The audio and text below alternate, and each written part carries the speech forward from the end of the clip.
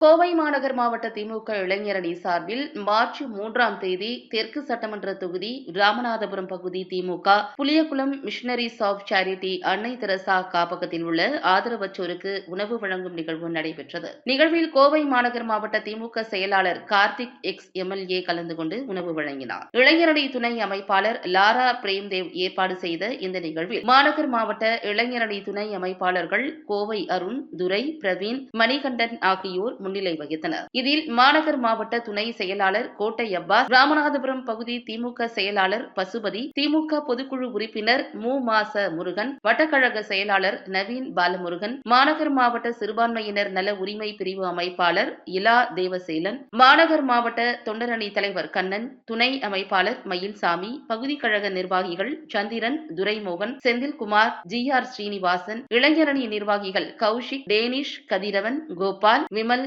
பரணி, விக்னேஷ், வழக்கறிஞர் பகலவன், விவேக், ஷாம் உள்ளிட்டோர் கலந்து கொண்டனர். தமிழக முதல்வர் பிறந்த நாளை முன்னிட்டு சமூக நல செயல்பாடுகளின் ஒரு பகுதியாக இந்த நிகழ்வு சிறப்பாக நடைபெற்றது.